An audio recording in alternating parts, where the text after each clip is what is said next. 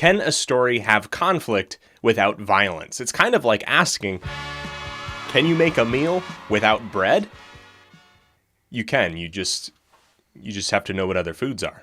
When we think of conflict, the most obvious that comes to mind is good versus evil, which usually boils down to a battle of blows, punches thrown in the name of good versus punches thrown in the name of bad.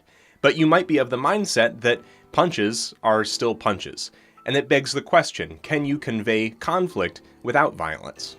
For one thing, stories generally can't be told without some form of conflict. And physical conflict tends to be the most popular for a number of reasons. It's accessible, it's visual, and for some people it may be the most exciting. Really, in order to add any kind of stakes to a story, there needs to be a life or death scenario. But a physical death is only one outcome from a storytelling perspective. My friend, indie author Ray Elliott, has a great article about how to undeniably raise the stakes for your character, in which she outlines various kinds of death from a storytelling perspective. You can also have an emotional death, a moral death, where a character's moral code or standard is put on the line or challenged. You could have a reputational death, where a character's standing or status is ruined. You could even have a psychological death, where a character's sanity is challenged or possibly even destroyed. A bitter battle between two rivals could make the success or failure over one or the other a life or death level stake. When it comes to superheroes like Superman, Batman, and Spider-Man, many have a moral code that they strictly adhere to, at least most of the time, not to kill.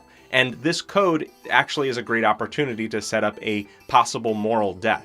Some of the best Batman stories are ones where his integrity is put on the line. These heroes, like most though, despite never killing anyone, are far from pacifists. And I'm not necessarily asking them to be, but it does mean that inevitably their stories typically involve violence.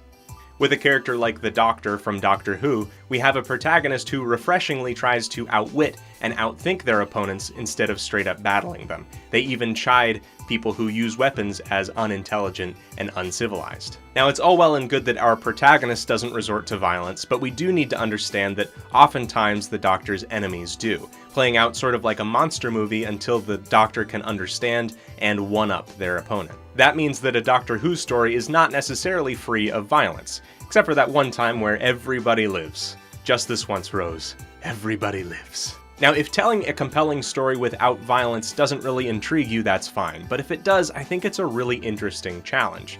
Personally, I feel like there's enough violence, both in the media and in real life. But how do you tell a story without it? For one thing, a lack of violence doesn't necessarily mean a lack of life and death situations. Death can still occur, or at least be threatened through peril, disasters, old age, or sickness. And in these cases, there isn't anyone maliciously inflicting harm on others, it's just sort of entropy at work.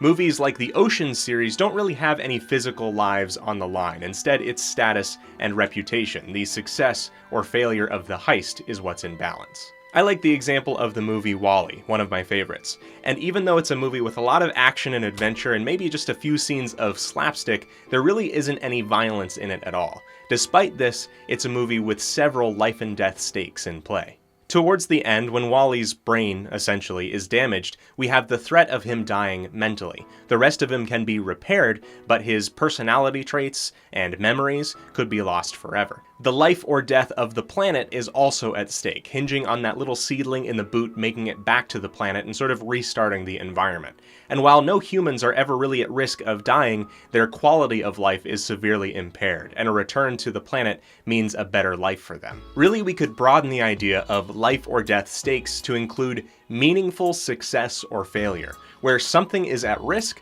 but also there's something that we care about. Now, the kinds of stakes that people care about are highly subjective, but for example, what if I told you a story about the time that I wanted a coffee from Starbucks, I went there, I got it, and nothing eventful happened? It's not a very gripping success at all. Or if I told you about the time that I passed the AQ24B intermediary exam.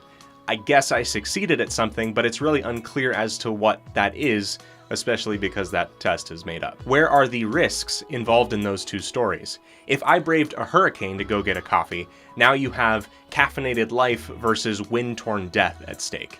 If I was challenging societal norms by being the first white male to take this made-up AQ-24B intermediary exam, I know, it's so brave of me, then there's that reputational risk at stake, but then academic or career-based success to gain. The story that I'm finishing up right now is a comic called Parcel, and there are life and death stakes at risk in this story, but without any violence. And it took me, honestly, a few drafts to make those stakes meaningful, but I feel like I learned a lot from it.